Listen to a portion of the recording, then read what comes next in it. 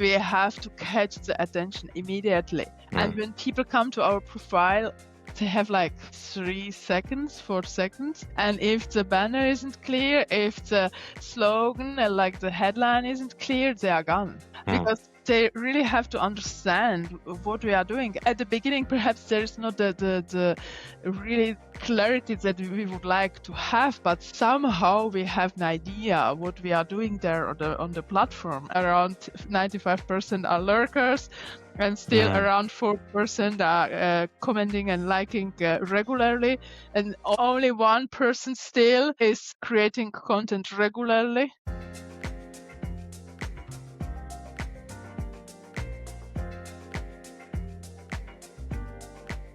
Sarka, I'm very excited to have you on the Core Impact podcast. And I love your energy, by the way, like directly before we started. And I want to start directly asking you the question, since you are an expert on LinkedIn and you help so many professionals there. Why do you think it's so important for professionals, and especially those who think and care about the future of work, to invest their time and energy on LinkedIn? That's a good question. So first of all, thanks so much, Omar, for having me. I love your energy too. And I'm so grateful to be here.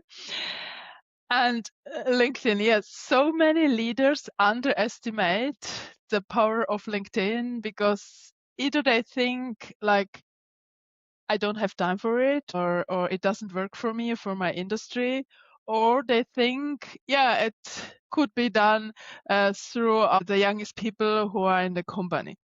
But that's the biggest mistake, because LinkedIn is as powerful as we can use it, as we know how to use it. And it's not only about how LinkedIn works, it's also about how we humans work, how our brain work, how we read online, how we feel what we read. And it's also about the growth mindset.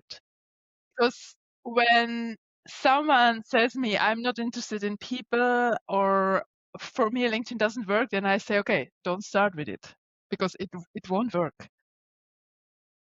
Once you understand how LinkedIn works, and how when you find your voice and really connect with people genuinely, deeply, you build such a strong network with the time that will open up so many opportunities you have never thought of. And that's, you can't see this. So many leaders can't see this from the beginning. And that's why they think, it takes time. And also they don't have a strategy. And that's also an important point. So they are just randomly posting and not seeing results. Okay, I'm going to come back to the strategy, but there are 2 or 3 points here you mentioned. First of all, growth mindset. What do you mean, like linking growth mindset with using LinkedIn? Yeah, so you have to believe in what you are doing, and you have to believe in the success as well. And you really have to have the willingness to succeed. Because if really people are saying me, yeah, but it doesn't work for my industry, and yeah, it doesn't work for me, yeah, it won't work, because our thoughts, our feelings, and our words create our lives. And that's how everything works. And it's actually the basis. The strategy and the growth mindset are the basis for the success with LinkedIn. And once my clients realize that, they immediately get results. But they really have to do this shift. And it's also the shift, it's not about me, it's about helping and inspiring others. Sarka, there is another thing that you mentioned, is connect deeply with people. And I think here there are many people, I assume this is one of the misconceptions, because many people perceive LinkedIn as one of the social media platforms. And usually social media is perceived as something that's superficial. Then the people think it's also LinkedIn is also going to be like superficial thing. But you're saying here the opposite. You're saying connect deeply with people. So can you give examples, like how can you really connect with people that deep on LinkedIn? Yeah, that's a crucial part, actually, because so many prospects I talk to, they just start posting randomly, and they first don't have the strategy, and second, they haven't built a strong community. And I mean, you can have the best posts, but if nobody sees them or very few people, you can't make the impact. And that's why you need a strong community first. So how can you start? So I recommend first to connect with people you know. It's the easiest way. You know the people, there's already some relationship, some trust, some things in common. The second thing what I recommend is really to think about your target audience. So who you would like to reach on LinkedIn and who they are. And then also start with people who inspire you, and also people from your industry, because it's not about them, it's about their network. Because when you, for example, comment on their posts, not only them, but also their network will see it, and you will be more visible, and you will be also, you will get into these other networks. Mm. And it's actually like a normal life. You have to find commonalities. You have to build emotional connections first. That's why AI and automation doesn't help, because it's all about people. And when you build this, like you start commenting on the posts from these people. If they are not posting, show where they are commenting. Just go there where they comment. If they are not active, like send a message why you would like to connect. What do you have in common? And start a conversation in DMs or in comments if they are active, if they are commenting. And these conversations open up opportunities, but the most important is your interest in people. So when you show your genuine interest in people, not in their money, but in the people, then they will reply. And also no more than one question per DM, because otherwise we humans are overwhelmed. And then slowly you will build these relationships. Perhaps they saw your posts, so there are like more touch points. And then afterwards, you can go over to business with the goal to schedule a call if it's the right fit, if the energy is right, and to get to know people better. But the first thing is really to connect on the emotional basis. Mm. That's a very important point, I think, especially when you mention AI. There is one practice, maybe you tell me what do you think about it, and you have also other ideas, that when I want to send messages, especially on the phone, on LinkedIn, I send voice messages. Because this, I feel like it's more personal and it's coming from me. There's no way that AI was interfering here. And I'm not saying that AI is bad or like cannot help us, but in this connection, like when I want to say something from my heart, then I do it sometimes, like sending sometimes like 10 seconds, 20 seconds voice message. It doesn't have to be that long, but I think the message will be delivered differently. What do you think about this? That's a great approach. But some of the people, they hate voice messages.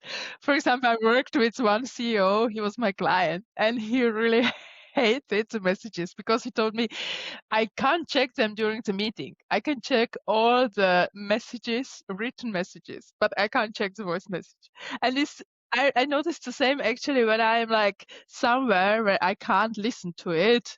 It's better to read, but a voice note message, like not directly at the beginning, but a little bit later, it builds really more trust and more connection, because you hear the tone of voice, you hear this.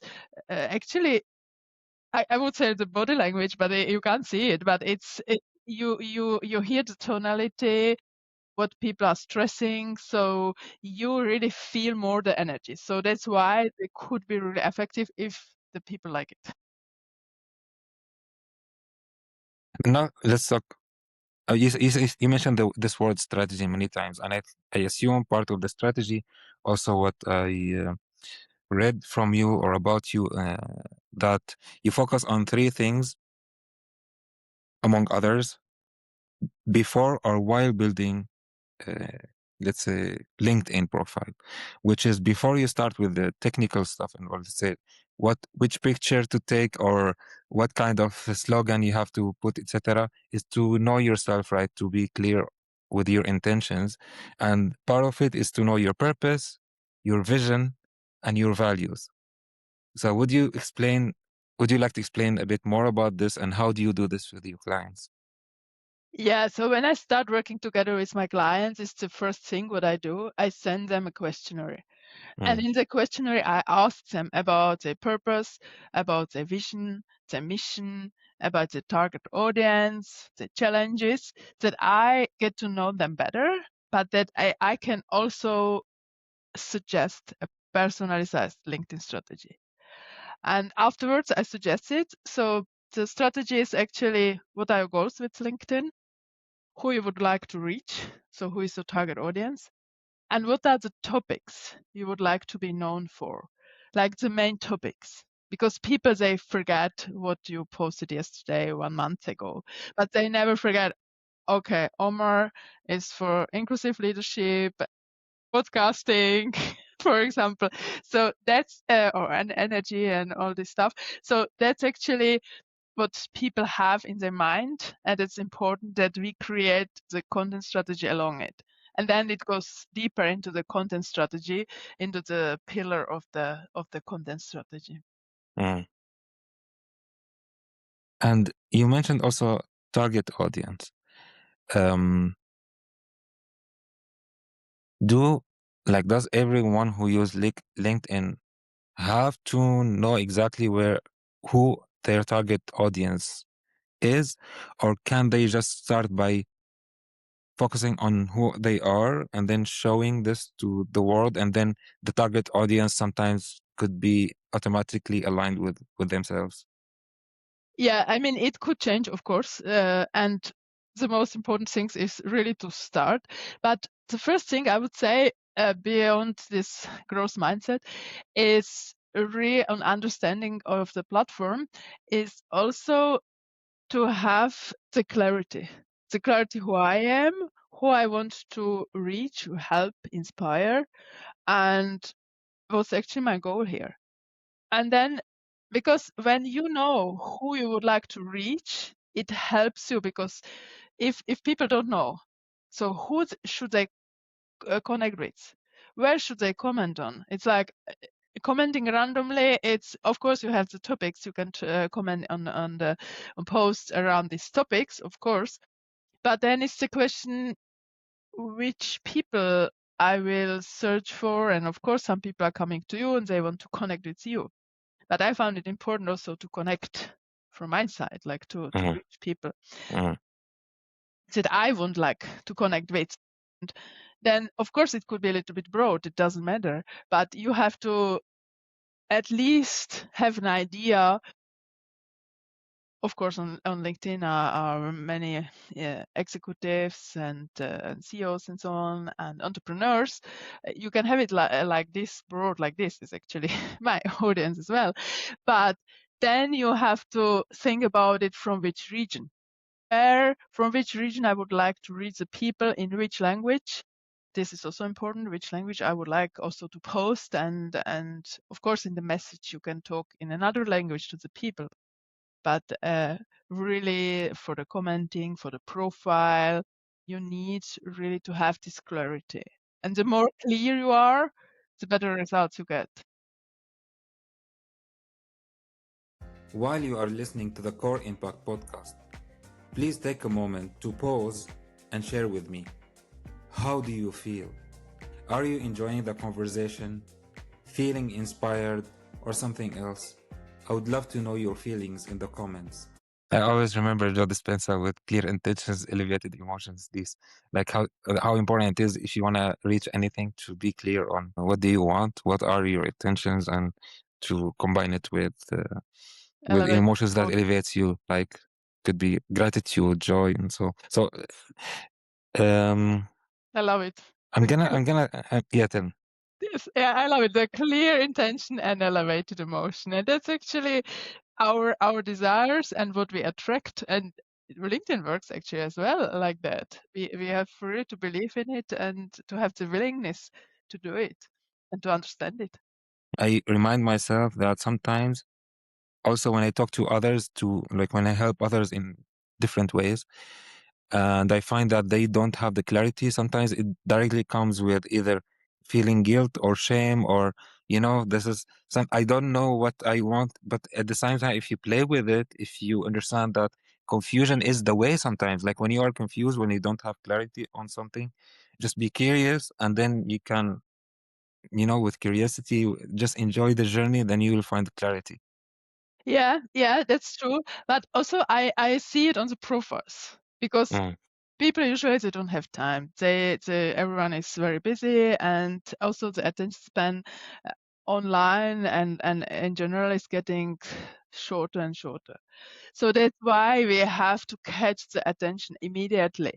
And when people come to our profile, they have like 3 seconds, 4 seconds. And if the banner isn't clear, if the slogan, like the headline isn't clear, they are gone. Because they really have to understand what we are doing. And of course, at the beginning, perhaps there is not the really the clarity that we would like to have, but somehow we have an idea what we are doing there on the platform. And I mean, many people know how they help. And I see it when I talk to my prospects. I go to their website and then I understand actually what they are doing, but I don't understand it from LinkedIn profile. Then I Mm. talked to them and they told me, yeah, okay, I know, now I understand. And that's actually where I help them. And that's the feedback that I get from my clients. I help them with positioning, with clarity, with confidence. And it's actually, yeah, I mean, I had to go over and step out of my comfort zone as well at the beginning, like 4 years ago. So, yeah. I find it very exciting that you just started 4 years ago and you're here now talking as an expert on LinkedIn. And this is one example of the future of work, right? There are so many things that are changing.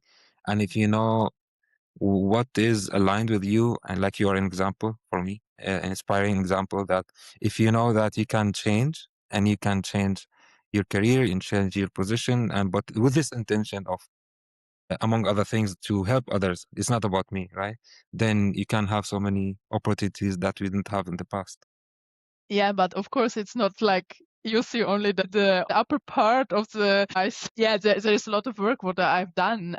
Since 4 years, really, I invest a lot in myself, in my skills, in my LinkedIn sales skills, digital copywriting, in my personal development, in my mindset. So it's really a lot.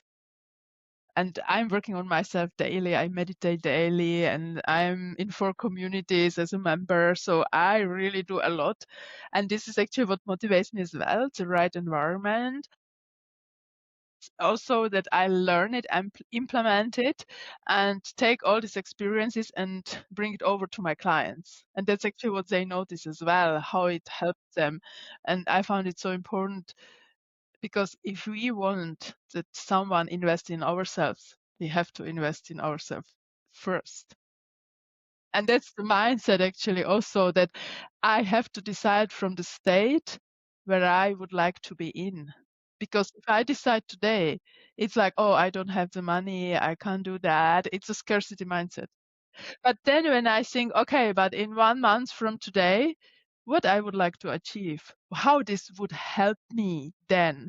And then if it's really would help me, then yeah, I will do it. I will create the money. I mean, there's every time a possibility. It's like there are installments. There's every time an opportunity to create money if we really want.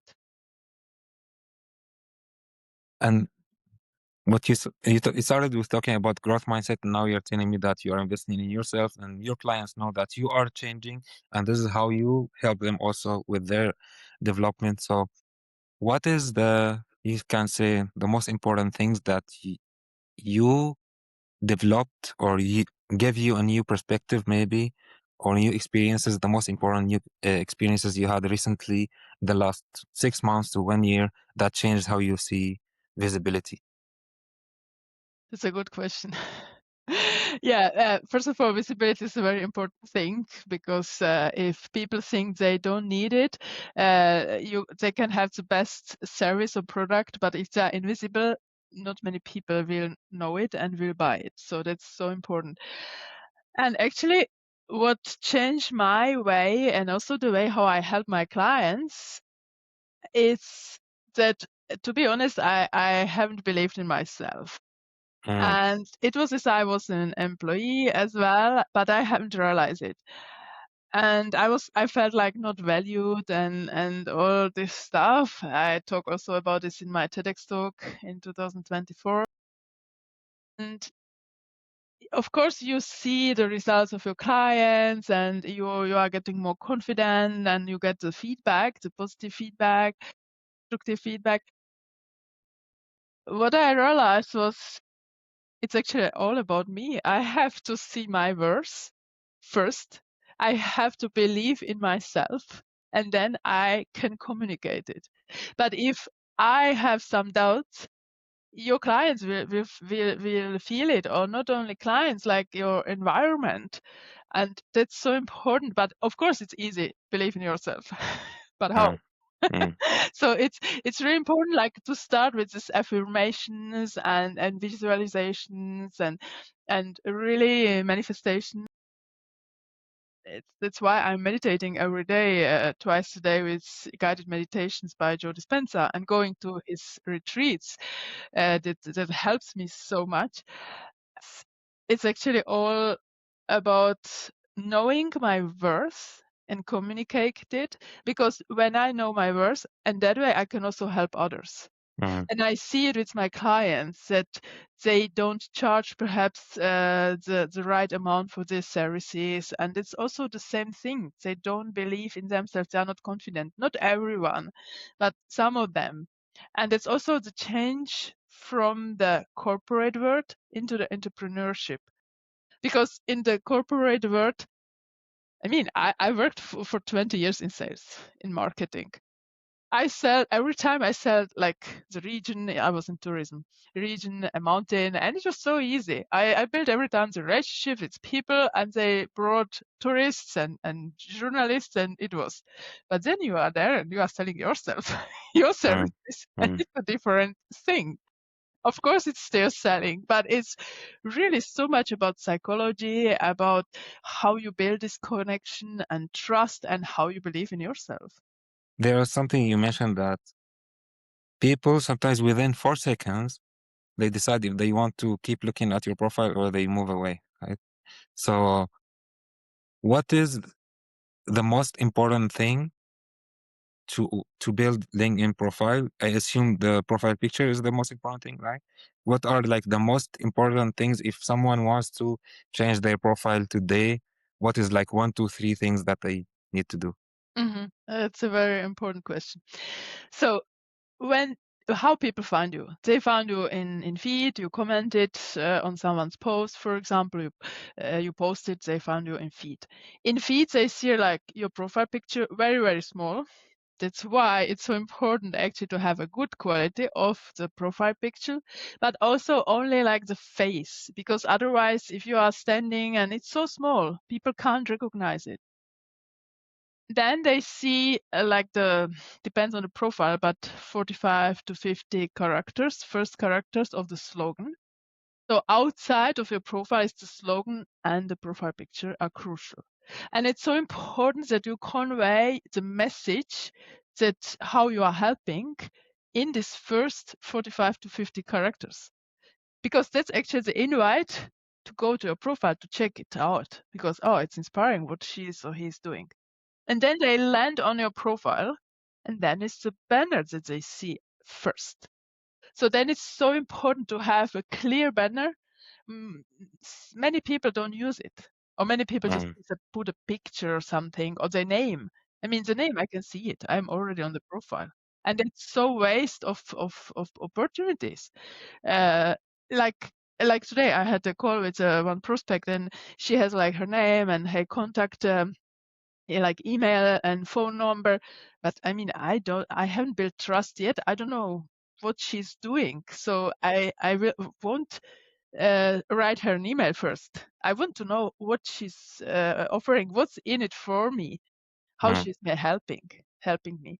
And that's why it's so important to have like the message on the banner and then a message in the slogan, but not the same, because you can use it like people are looking at the banner and the slogan. So it helps you to understand more. So it's actually, you have like more space to explain what you are doing, what are strengths, what I focus on. And then of course, to have like one call to action on the banner, because people need to know what to do next. Like go to my featured section or whatever to explore more, for example. But these parts are really crucial. And then there's another section. This is the featured section. So many people put their last or actually old posts in it.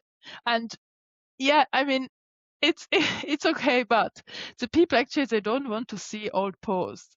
And once you go there, you are in the old post, and then perhaps you get distracted through the comments, and then you are not at all at the profile. You are at someone else's profile, and that's the featured section. That's your opportunity to show your service, to really show what you are offering to whom, like to put your website. If you don't have the website, you can put a Calendly link. You can put like a form, like Google form or something where people can connect you. If you're an employee, you can put a link to the company page, like to the website of the company, I mean. So, but there's the opportunity really to guide people and to show what you are offering, what you are doing. And then of course the about section is then it's a little bit more that people get to know you. And also the skills, like LinkedIn is still pushing skills more, because the skills are more important in terms of the keywords, what you are using, on like who you are standing, like who you are as an expert, and positions you as an expert. And then when you use them in your content and comments, then LinkedIn sees you as an expert. So they are really important as well. So when we come back to the banner, and thinking about people that could just spend like few seconds to see your profile, is it better to have less words in the banner, like maybe like big words, but like the main message directly, what is it? Or it depends on your style or what you do? It's a good question. So first we have one like the static banner, and then there is like new, like since half a year, you can have the 3 banners that are moving. I am not so fan of this moving banner because it's like so quick, I can't read nothing. So you can use them, either you put something like it should be big that I can really read it, but I prefer the static banner that there's there and I can see it, I can read it. And yeah, less is more. Less is more, because we don't have to forget that like more than 80% of people are checking LinkedIn on mobile. And that's why you have to check every time, how is your banner? How does it look like on mobile? Because sometimes, often, really often, the profile picture covers the banner. And that's why it's so important that it's readable. It's really readable also on the mobile phone. So then, yeah, less is more. I mean, of course, you can have like perhaps a longer sentence, so on, if it's not possible to say it in otherwise. But yeah, some people have like a lot of information, but I can't even read it. It's so small, and it's actually pity, because yeah, people don't take the effort and to zoom in. I mean, they don't have time to actually really zoom in everything. So, and then if it's possible to put there some logos, like clients who we worked before, as a social proof, this would be also nice. It's not a must, but it helps you. And the other one is the skills that you mentioned. So do you say here also less is more, or it doesn't matter, you just put the skills that you have, and you know that even if they reach, I think the limit is 50, even if you reach 50, but just focus on what is in you, like what are you good at, what are your skills? I would really look at it from the point of the strategy as well, like which skills do serve me and which I need for my mission, for what I'm doing and how I'm helping. And then really to think about it, because on the desktop you see the first two skills, and then you can connect with the about section 5 skills, the top skills. So these are really important, and then you can order them. I will order them regarding the importance. But I mean, if you have many skills, it doesn't matter. It doesn't hurt you. So it's actually beneficial for you, but it's also important, like, are you still using the skill? Or sometimes when you have a skill and you don't use it anymore, but you have it still, it's also important because it's how you differentiate yourself. But don't forget that LinkedIn really is checking it, like, is he or she using the skills? Does she have it in the about section, in the slogan? Is she or he using it in the content? Because then they select you or put you in the status of expert, which is actually it's important. And when you have this expert status, they also show your posts, because when they see, okay, this is an expert regarding leadership, then we will show his posts about leadership more, even though if you will be writing, for example, about yoga, and they say, okay, but yoga is not his skill, so they will not necessarily push it first. So that's also important to have it in mind. Like, is it actually what I'm doing? I would like to be known for. So yeah, I mean, not every time the more is better. Like every time I found quality over quantity. And consistency. So Yeah, when yeah, you know what is the service you are providing, then you can put these keywords everywhere, up and down, right, in yeah, different ways. yeah, Okay. yeah. There is another thing that I heard from many professionals, many colleagues, different conversations, but comes back to this. Do I need to niche down, or can I show my diverse experiences? And how can someone with a cross-functional background position themselves clearly without shrinking who they are? That's a very good question. Yeah, so that's the now evergreen discussion between niching down or not. I mean, if you can, that's great, because then you can really differentiate yourself and you have your niche, and that's cool. But not everyone can really niche down. So yeah, for example, my niche is also broad. I help leaders. Leaders for me are executives and entrepreneurs who really want to find their voice on LinkedIn, build a strong community to get results. So it's not so niche down, and I help leaders from over 50 industries. And for me, it's every time like it's also a challenge, but it's also something exciting.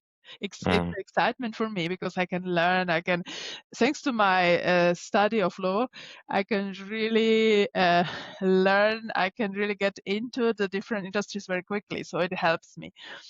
But back to your question. Yeah, I mean, it's important that you show who you are authentically.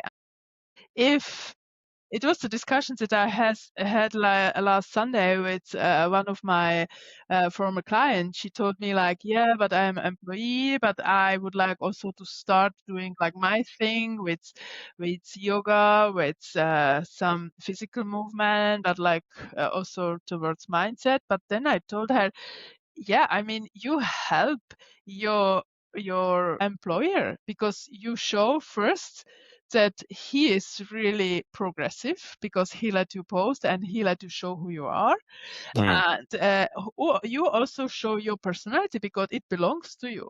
And why you should post only about the employer when the other stuff is also part of you. You just have to have it in your strategy. You don't have to post every time about it, but of course, but you have this. That's why content strategy is so important. You have to have the right mix. But if it's part of your personality that you think it will also inspire others and help others, then please show it. And I mean, you can also niche down later. It doesn't mean Mm, that you have to find your niche from the mm, beginning. You mm. develop yourself and your clients develop and so on. So I would say it depends. It depends on the person. It depends on the offer. It depends what are your goals with LinkedIn. So just now think about some keywords you said about yourself. You mentioned being in the travel industry, working there. You had a degree in law.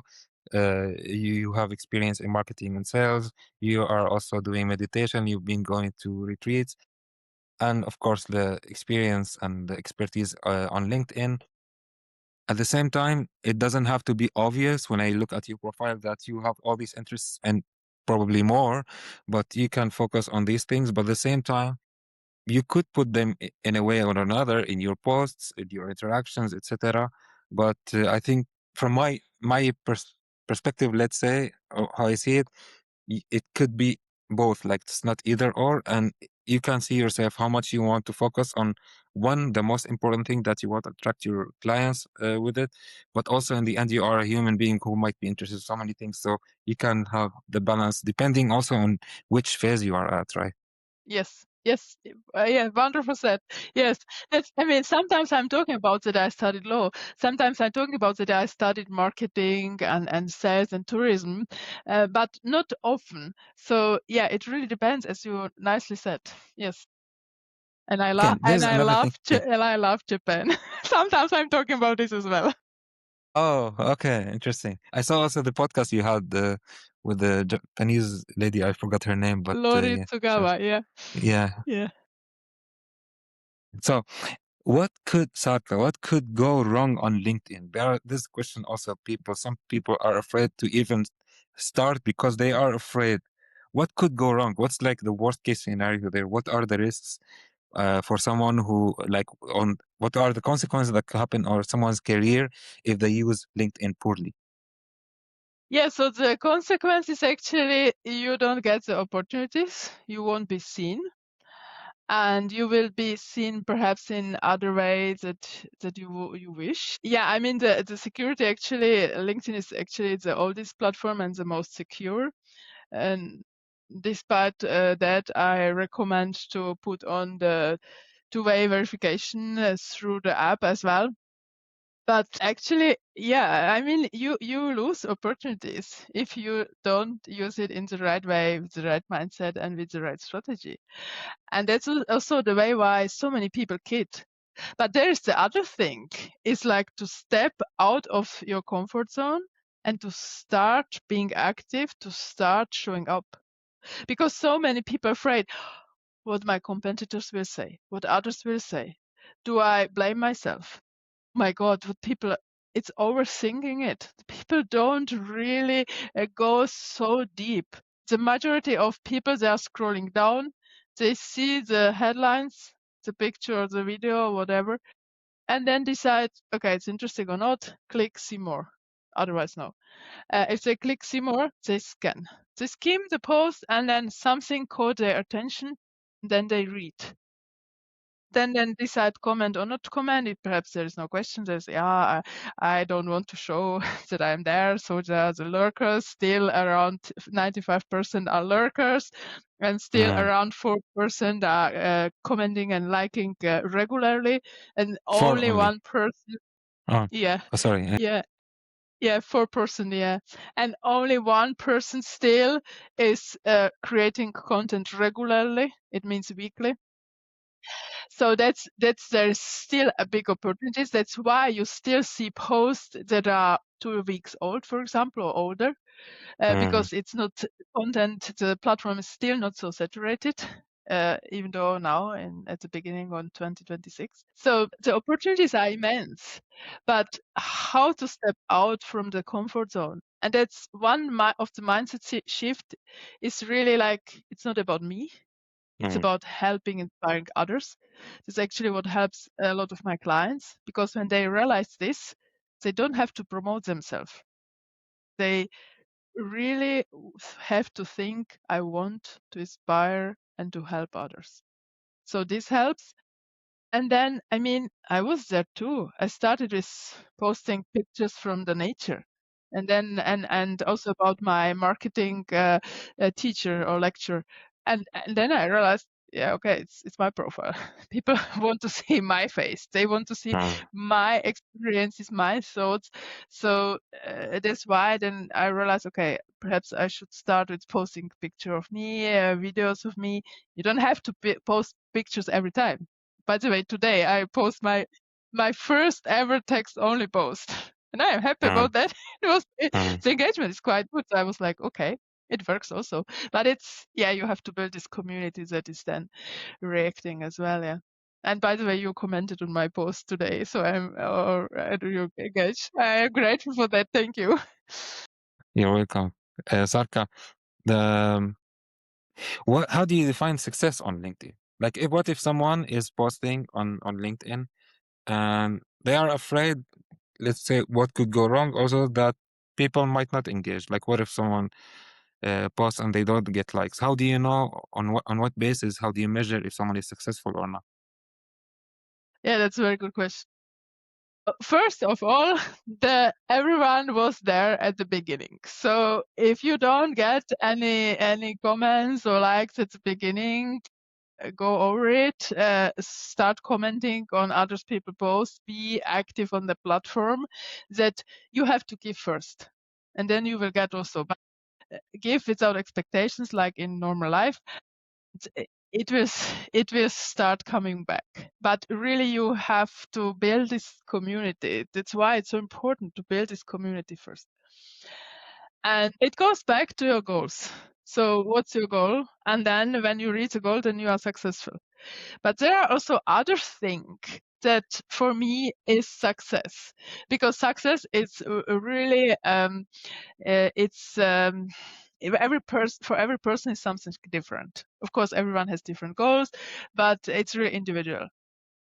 And for me, for example, success was also, of course, I get all my clients through LinkedIn. I got invites to podcasts that I'm really grateful for. I want really to make impact, inspire people, and help people. But I was so grateful, for example, last year when I met some of my LinkedIn connections when I was in Tokyo. And this was so amazing. They were Japanese. There was one Swiss person who's living in Tokyo, one guy from Australia living in Tokyo. I mean, I met the people for the first time in person, and I thought, oh my God, I knew them all. It was like the relationship was there. It was so crazy, and it was not the first time that I did something like that. I met many of my connections, really a lot of my connections in person. And when you meet them in person, it's like, wow, I know this person. It's like really, it's so inspiring. It's like, oh my God, it's like, I really, for example, the guy from Australia, he messaged me, yeah, really, when you're in Tokyo, we have to meet. And then then I changed my stay in Tokyo, and then he messaged me, oh, you haven't told me that you are there, and yeah, I'm sorry, I just changed my dates in Tokyo, but I will we will meet. And then it was like, oh my God, I know you for years. And this is everyone on LinkedIn, because you build this trust quicker, and you also can choose who you would like to build a trust with. And many people come to me and they say to me, yeah, but I go to events. I tell them, yeah, I go to events too, but I mean, I have to drive there. It takes so many time. Then I am at the evening, I am with perhaps 1, 2, 3 people talking deeper, and perhaps they are not so inspiring, and there are another 50 people, but I can't reach them at the evening. And then it's finished, and I have to drive back. And it was so many times that it takes when I'm on LinkedIn, like half an hour. I can reach so many people if I know how, if I do it efficiently and strategically.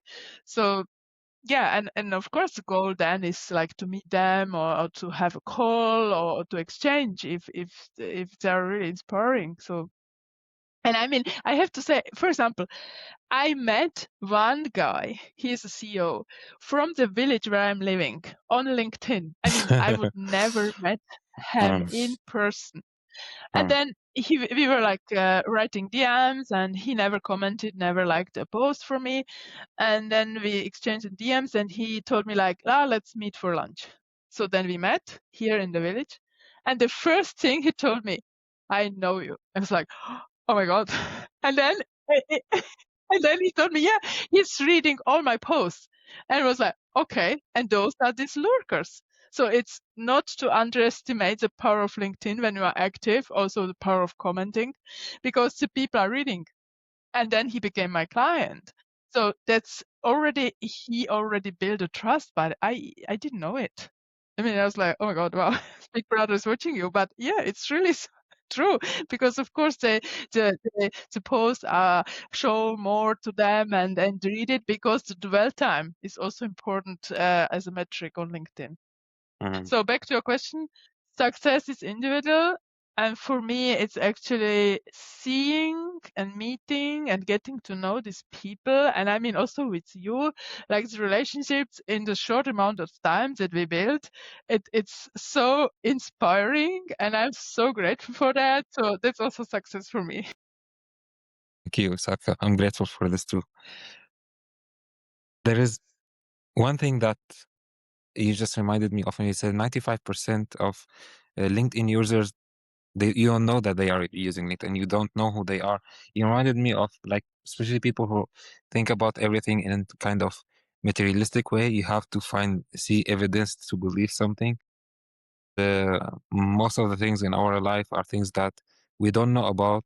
Many things that are immaterial, and this is one of them.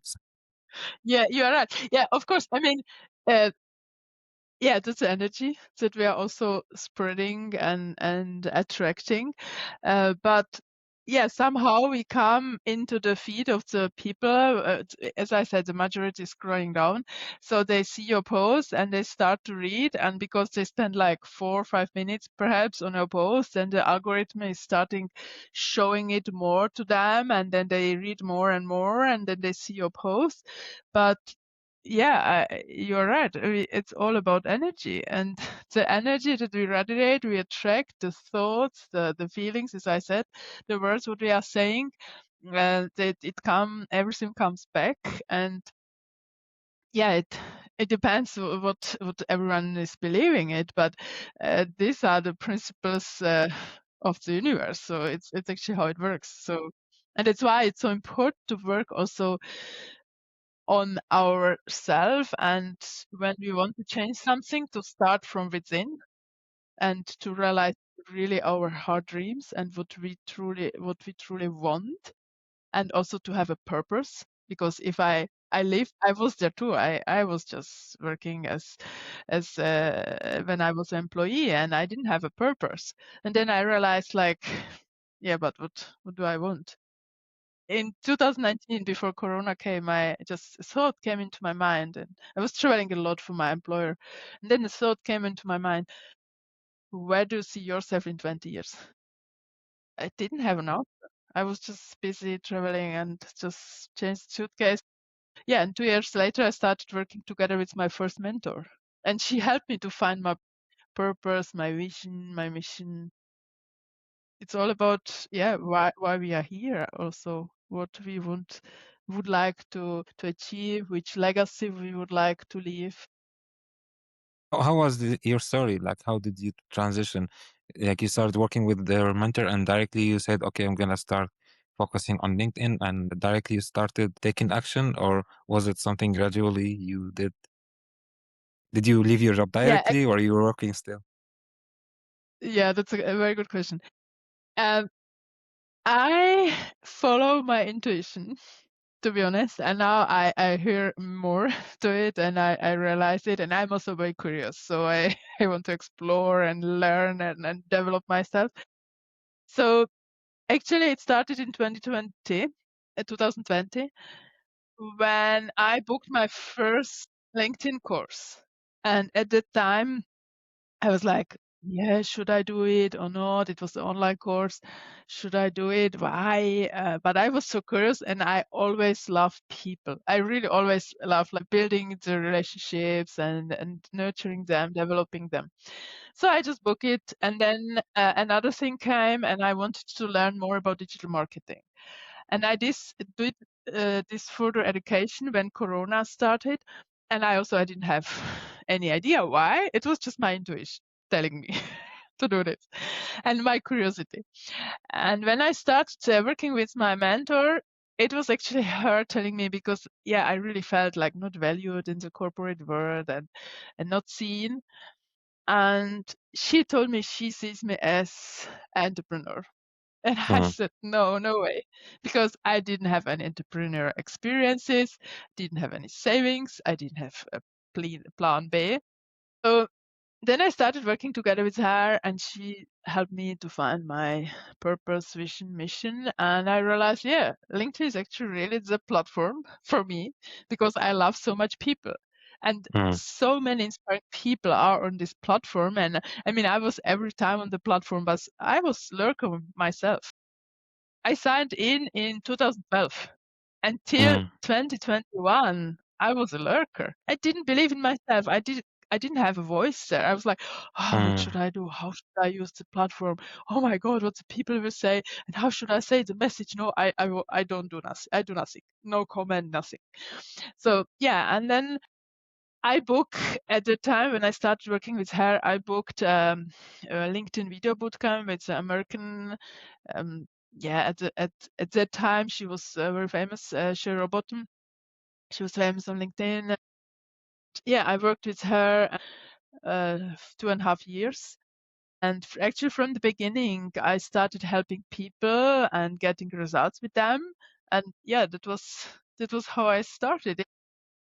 At the beginning, like I quit my job, my full-time job as a sales manager in tourism, and I was afraid to jump directly into entrepreneurship. So mm, I started working in another industry, in the pet food industry, like 40% in mm, social media. But then I noticed like, yeah, I mean, I couldn't focus my energy and my time. And yeah, then I work like very shortly as a cashier at afterwards at for a cable car company, and then I decide just really to go as full-time entrepreneur. And then I noticed when I focus my time and energy, the business took off because I didn't have like this thinking like, yeah, I have to post for the company and do something. And yeah, and this was actually, yeah, it was in 2022, and it was yeah, the right decision, and that I'm so grateful for. Yeah, till now I helped over 300 leaders, and yeah, and it's truly rewarding. I Okay. was about to tell you that you helped over 300 leaders uh, with their visibility on LinkedIn. So my question was, what are the top three measurable business outcomes uh, you've seen from from them when they change and transform to be more presence and visible on LinkedIn? hmm Yeah, the outcome are different. Like for example, one CEO I worked with, he could hire, thanks to our activities together on LinkedIn, 3 new employees without Mm, posting our announcement, like a job mm, hiring announcement, only thanks to his activities. Then, like one client of mine, for example, I also help with writing posts, and I rewrite it. If they wish, I rewrite it in their tone of voice and how it works on LinkedIn, and how we also humans think and read. And after, for example, rewriting one post with her, she got 4 inquiries from her ideal customers, and she booked mm, 4 calls because they wanted to work with her and yeah, get to explore more. So this is like this. Also, people get like invites for speaking, for also podcasts, like they want to make impact, to build thought leadership, for example. And the feedback that I get also is like they have the clarity, they know what to do, they believe in themselves, and they show themselves how they are and authentically, and they know how to do it and how to really attract the people they wish to attract. So these are like some of the results. Yeah. Sarka, before there's a question came to my mind. I still want to ask you like more technical about LinkedIn before we go to the questions about the future of work and the final questions of the podcast. This question is about open to work. What do you think about it?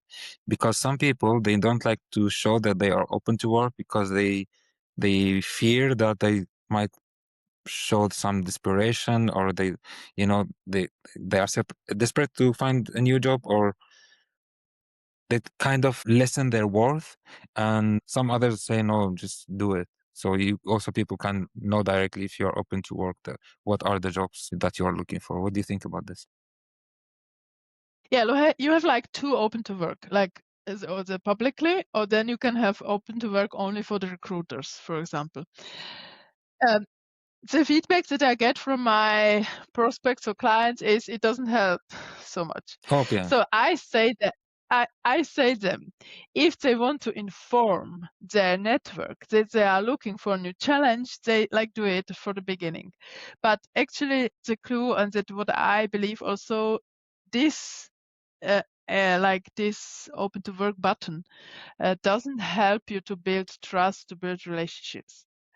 And it's better to not to have it, and instead of this, like really to start connecting with potential employers, people who are working in the company would like to work in, or like just connect, comment on their posts, first build these emotional relationships. Yeah, many people from HR, they are not posting, so just start to connect with them.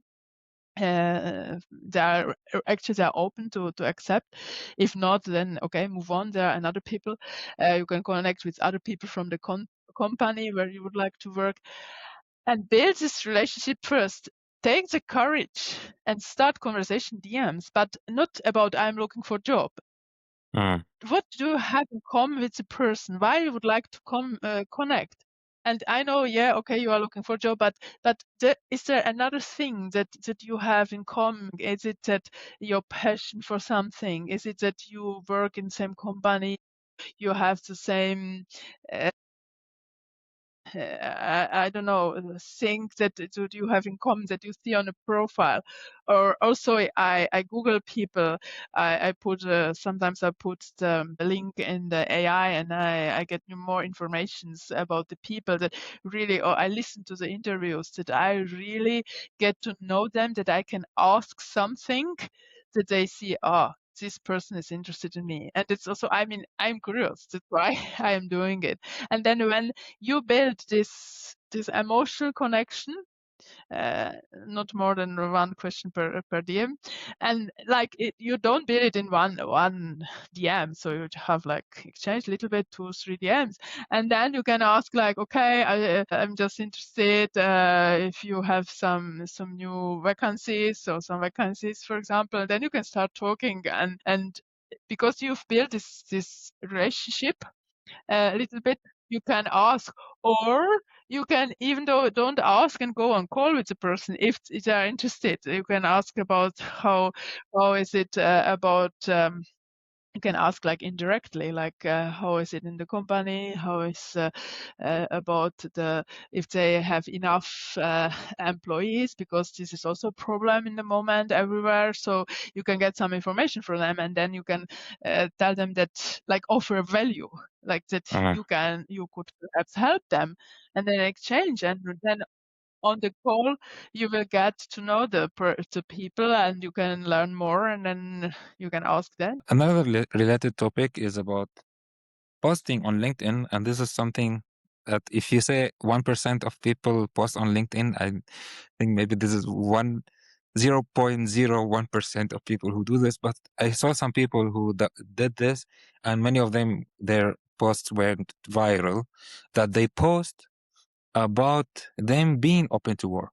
So they make a post about they are open to work, what are their talents, what do they offer, what are they looking for, and then they ask people to help them like share this post. Do you also recommend this, or you find also that this is something that could be risky?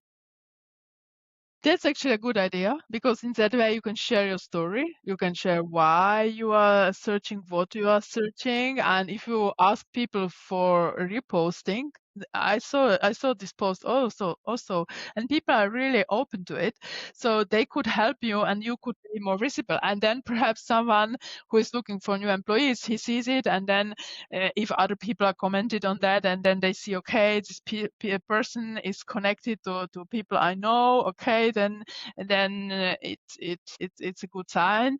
Then there's also like more trust if there is some more connection and so on. So I just recommend it, but not like also from the abundance mindset. Not Oh like please, yeah. I Okay. need a Yes. job, and not the Yes. scarcity mindset, but really, here Yes. I am.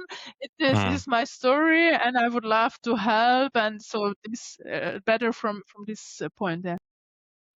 I love especially the last thing you said, and how many times you talked about abundance and being aware not to have scarcity mindset, because it is when you started with what is in it for them, what is in it for them, what it's not what is it, what is in it for me.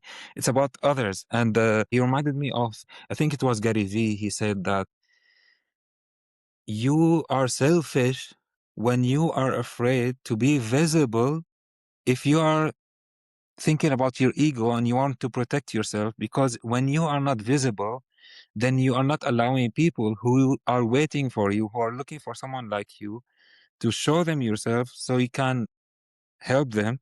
And it's kind of the other way of how many people think that, okay, if you are showing yourself, that you are someone who is showing off and you have lots of ego. It's all about intention. And what you said also, like, be there with this abundance mindset. You don't need anyone, you're not desperate, but see what are your talents and how you can help others, right? Yeah, it's a wonderful example, because often it's a problem of ego. Often to be visible, to be active, it's the ego saying, you're like, oh my God. So like, just let the ego go, let it go, and focus on solution. And that's also the growth mindset, because when you start focusing on solutions, you will see more solutions will come to you. It's the same thing like when people want, for example, a red car. Suddenly they see a red car everywhere, because you Mm. program your subconscious mind, your brain, and that's the same with the solutions. Yeah, because the focus flows where energy goes. Yes, exactly. So now, since you mentioned before also AI, I would like to ask you about AI. AI is changing everything, changing how we work, we communicate with others. So what are your top 3 skills professionals will need to stay visible and relevant in the future of work? Also thinking about AI and what AI is changing. That's a good question. Yeah. Yeah, AI is changing a lot, yes, and unfortunately, it will change some jobs as well. But yeah, there are positives and negatives to both. But what are the top skills? So I still find that knowing how to build relationships with empathy, that is Mm, really crucial, because despite the AI, the interaction with people will be very important. And when you learn it how to do it online on LinkedIn, and then you can bring it into the offline world or on the call, you will have it easier in your life, and you will also approach people with ease. Another thing I will say is to understand also the human psychology, because when you understand it, you know how to write posts, for example, how to communicate with people, because communication is crucial skill. So many mm, people don't know how to communicate, or don't communicate confidently, assertively, and with clarity. they talk a lot, for example, and they still convey not so much value. Mm. So when you learn how to use your communication skills, for me, communication is it's crucial. And you can use it everywhere in your in presentations, in meetings, on LinkedIn, everywhere. So this is for me also very crucial. And as I said, it's about human emotions and human psychology, because we are talking to them. Because people usually they forget what we said, but they never forget how we made them feel. And the third thing I would say, like the digital copywriting, it's really crucial. Of course, besides sales and marketing, because we need it as well. But and sales is also about people, so this goes in this direction. But like the digital copywriting, it's also about communication. But when you know how to write online, because writing online is different than like writing a book or writing advertising or something like it, like writing a blog. So when you know how to write like short, or not necessarily short, but also short posts, but it's again goes back to communication. But how to write it, and that people really get this attention, because actually we have to catch the attention of the people and to keep it. And that's the most crucial part, because there are so many distractions. The attention span is so short. So that's why, yeah, attention and yeah, to really, yeah, to really focus, how can I do it through the digital copywriting? It's very important. And then, of course, our human skills, humanity and empathy and emotional intelligence, all these things, it's really crucial. Yeah. What are your top tips to write the post on LinkedIn in a way that keeps people attracted and also have the attention and also keep having an impact at the same time? Yeah, so first we have to have the clarity what we would like to message. So we would like to convey the message, and it's important to have like one topic, one problem, to talk about one team, and give one solution, because otherwise people are overwhelmed. And yeah, I mean, to give actionable tips that we can really apply immediately. That's also important, because otherwise I can find it in the AI in Google. And important is also that those are our insights, our experiences, Uh, our point of view. So the crucial one topic, one solution, one team. And the other thing is like the headlines, because the headlines, they catch the attention. And if you are using a picture or video, it should also goes like the third third headline. But yeah, actually on LinkedIn you see the 3 lines, and our brain is actually easier for our brain if you see like the first headline, like the first line, and then there is space, and then the third line. And this should be also like short, because as I said, more than 80% of people are checking it on mobile. And if it's too long, then it breaks and you can't see the other line on mobile. And that's why actually it's great to have it, and it works together. And actually in these headlines you have like what I'm talking about in the post. It's actually the what it's about in the post, and you trigger some emotions, you make people curious, and they click on see more. And then it's actually important like to show that it's coming from you, from your experiences, and that they can believe you, that you uh, are the credible person that who is talking about it, because otherwise people think, why should I believe him or her?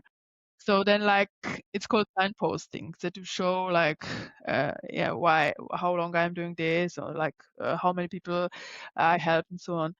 Yeah, and then actually to go to the post, like it doesn't have always to be like tips. It could be a story, a short story, but really to convey the core message where we help people. And also in the end, is nice to have like a powerful statement, and then a question to engage. But the powerful statement, it's like when we have a speech. People usually also forget what was at the beginning, but they never forget how we let them go. And this powerful statement, it could be something new, it could be like written what we already what we were talking about in one sentence, max two, but yeah, one sentence would be nice. It's like everything like a dropping bombs, like wow. And then at the end, there's a question to engage because some people, they are not so confident. What should I comment on the post? And if we made it easy for them, if we ask questions that they don't have to think about it, because once we have to think as humans, we are gone because we don't have time. It's not only the one post I'm reading, it's not only the one video I'm watching, I'm gone. So then easy question that I can answer to help people to comment on it. I liked how you said about asking question in the end. Sorry, I just did. I Yeah, tell really me. did. It was like I don't know half a year I did it without question, and it really helps you because of course some people react on what I was saying in the post, but some people really don't know. And of course the people who are like skimming, like scanning the Mm, post, mm. they read the beginning and then the end, it's also easier to engage. And of course And it's this good is that when you close the loop in the question, but yeah, and this from the goes headline, also I mean, that yeah. and this goes also directly with the call to action what you said in the end, right? The question itself. Yeah. Yeah. Yeah, this is a call to action. Yeah. I'm curious to know from you, what is one mistake that you made on LinkedIn that taught you something valuable that you can also help other clients not to make the same mistake? Yes. Yeah, we all do our mistakes. We learn from them and we grow from them. So it's important to do them actually, and to be aware of them. So I will say one of the biggest mistakes that I did last year was I realized my big dream, and it was working for 7 weeks from Japan. And I coach my clients from there, and I really coach. I had a lot of coaching clients, and then I was like, I was preparing for them, and then working afterwards, and I work only a little for myself, and then it was like, okay, should I focus on building my brand, on sales, or should I go out to the beach? Should I go out to the Japanese village? And yeah, of course, I'm in Japan, so let's go. And yeah, so I of course there are also inbound leads coming to you, but as my coach, as my sales coach saying, you have to actually care of your sales every day. You have to also ask yourself, where is my next client coming from, like mentally. But yeah, you have also to do something like to engage with people, get to know them, and I didn't do that. And this was my biggest mistake because I felt it afterwards when I came home. Mm, And so uh, yeah, so this is actually, and even I didn't pause. I mean, I'm not talking about taking break yet. Taking break is cool because you just relax and reflect and recharge. But I was working, but I was not working for my brand. I was not building this community. Of course, I was posting a little bit and answering my comments, but that was it. So I would say like you don't have to spend hours on LinkedIn. I say my clients like block every day, not on weekends, but during the week, block like half an hour in your calendar. And sometimes it's less, sometimes it's perhaps 15 minutes in the morning, 15 minutes in the evening, it depends, or yeah. But when you have to build this routine, it's like something that it's a habit, and then it's like normal, and then it's like normal. Oh, I check my account, I check the people, people on LinkedIn and so on, and then in this during the year, you will build more and more because you are planting a seed and the seed is starting to grow, but you have to do it regularly. And then when I haven't done it for 7 weeks. I mean, 7 weeks is a long time. Yeah, I failed mm, it. So this was my biggest mistake from last year. mm. So 7 weeks you didn't spend this half an hour that you usually talk about every day. That was the mistake. I posted twice a week, and it was I mean, I just posted what I did in Japan, and not only, but also about LinkedIn. But it was like quick, and yeah. I didn't engage with the people. I didn't build these relationships. Yeah. There is a question That's that true. Yeah.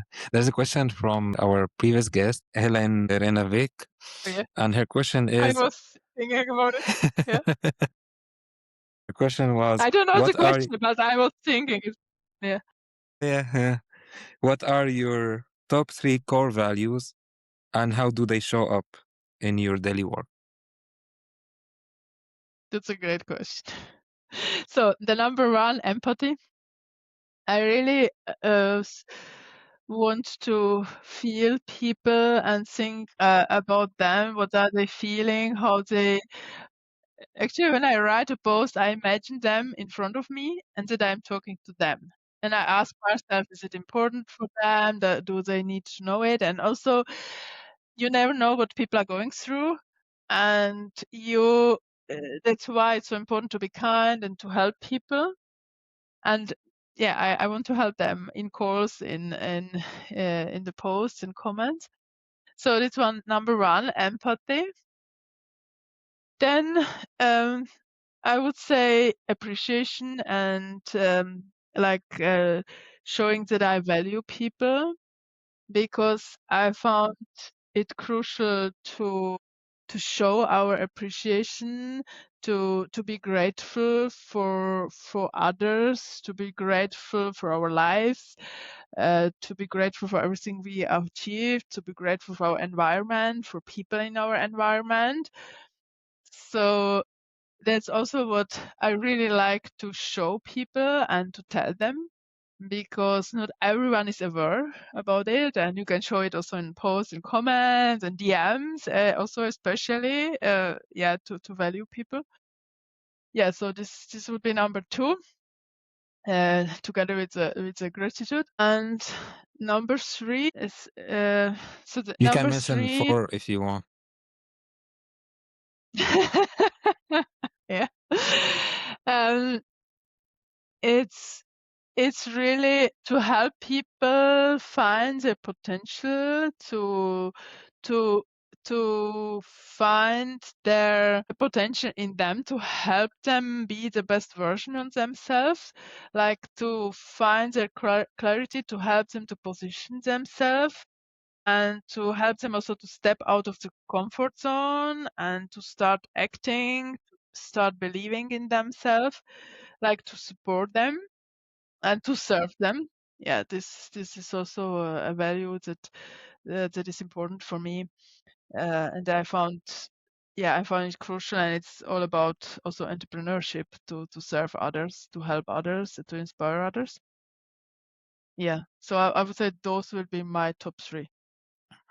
So number 1 is empathy, number 1 is appreciation / gratitude, and number 3 is helping others, finding their full potential Serving. or reaching. Yeah. Yes. Yeah.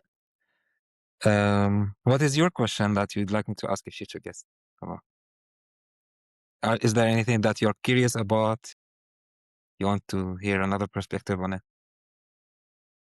I would love to hear. I don't know who the guest is, but I would love to hear how he or she is working on her or his growth mindset.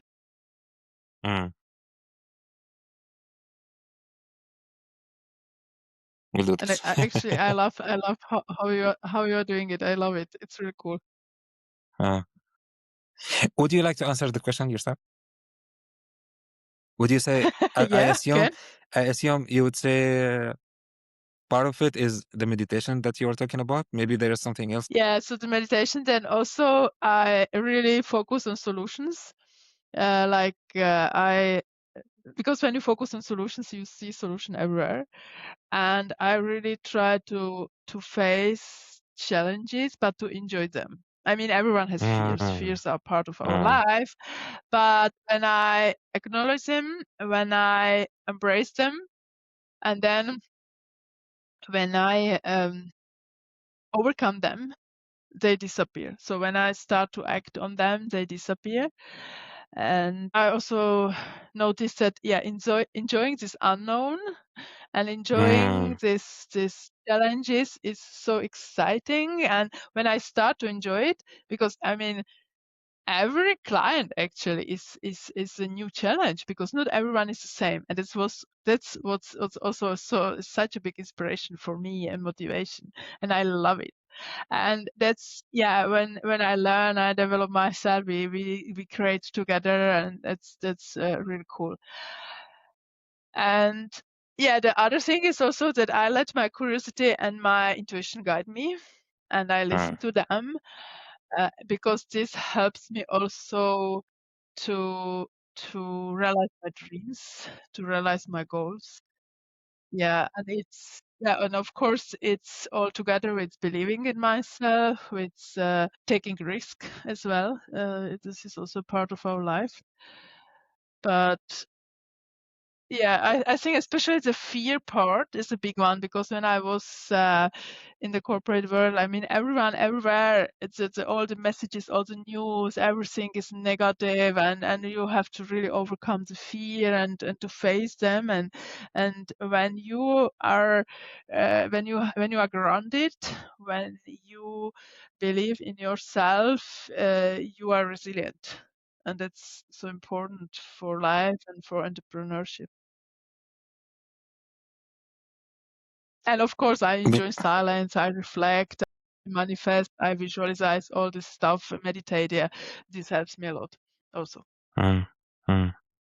Sarka, is there anything you think it is important to talk about that we haven't talked about yet in this podcast? It's a good question. I hope we can inspire a lot of people to start being visible, to start being active on LinkedIn, and to change their mindset about it, start believing in themselves. We talked also about growth mindset, which is also a very, very important topic. Perhaps one thing is the perfectionism. I made a TEDx talk on this topic, how I overcame perfectionism, and it's actually the way how I work on myself, on my growth mindset. But like, I mean, nobody's perfect. And it's the same for LinkedIn. I mean, it's so important to start or to learn along the journey. Of course, to have some clarity, that's important, because otherwise people feel it as well and see it. But like, you learn and develop along the journey, and it's so important also. So just don't be afraid. There's nothing that can happen. So as you asked me, the worst thing is that nobody will see the post, or nobody will see the comment, but there's someone he will see it. But so just overcome perfectionism. And I mean, as I said, I'm so grateful for all the opportunities that LinkedIn opened up to me, as well as, for example, that I was mentioned in Forbes, that my LinkedIn method was mentioned in Forbes last year. So this is everything thanks to LinkedIn. So you never know who see your comment, who see your post. So just give without expecting, and use the platform in the right way strategically, and you will see with the time the right people will come to you, and the right opportunities will come to you as well. My last question to you, Sarka, today. How do you usually celebrate success and celebrate life in general? It's a very nice question. So it depends. But for example, I love the Swiss chocolate. It's, for me, the best ever. It's called Lederach. I'm not related. I'm not a brand ambassador of them. But sometimes I buy a Lederach for me because as a thank you, because I love it so much. But usually I feel a big gratitude that I feel this gratitude in my heart, and I feel all this it's so rewarding when you get back from the people, from the clients, from your community. And I love, like, for example, when I'm on a retreat from Joe Dispenza or in Japan, I'm just enjoying it there, and I'm grateful for everything I've done, I've achieved, for people I met, for my environment. I'm just enjoying it and just staying silent and just feeling the gratitude. I'm also grateful for this conversation with you, Sarka. I think there are many topics that we covered today, and it was also inspiring for me. Part of it was something that I haven't expected, which is also something that broadened my perspective personally.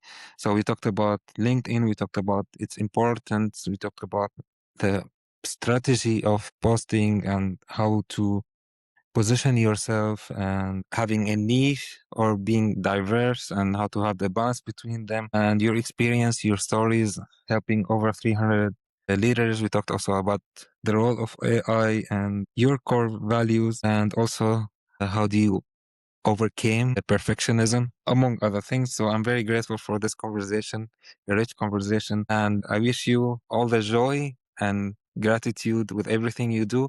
If you have anything you would like to say in the end, final thoughts. Thank you so much, Omar. I really appreciate you. I'm grateful for our discussion. I realized that as you were talking, the content strategy, there are also three pillars. So think about your niche topic where you are expert in and what you would like to share. Then think about a little bit broader topic when you're more inspirational. Of course, the niche topic also inspirational, but the more inspirational topics that are on your heart, like leadership, for example, or growth mindset, whatever is it, what you have a relation to it. And the third one are stories, like your personal stories, but that are related to your strategy, that there is this connection, and this is actually what will help you. And of course, some people say, yeah, but LinkedIn is a business platform, but they want to see you as a human. They want to see who is behind this business phase, and how are your core values, how do you lead, how do you treat people, how do you act. So because they see everything on our website, there's everything perfect, but they want to see behind the scenes, what happens in the company behind the scenes, what happens with you as a person behind your scenes, how do you actually do things. So that's when you have this right mix, this will help you also with the strategy. So this was the only thing we didn't cover. I realize it now, but otherwise I'm also grateful for having me. And it was really, I mean, we didn't plan it. It was just spontaneously. You asked me these questions. It was amazing. I enjoyed it a lot. I love spontaneity. So I really enjoyed it. Thank you so much for having me, Omar. And all the best for you too, and for everyone who is listening. Congratulations for listening until the end. You are in the top 25% of listeners. Studies show that we forget up to 70% of what we hear within 24 hours. But when we repeat an insight by sharing it with someone, commenting, or journaling it, it moves into long-term memory. So now tell me, what are your 1 to 3 takeaways you're keeping from this conversation? Enjoy every moment. Until next time.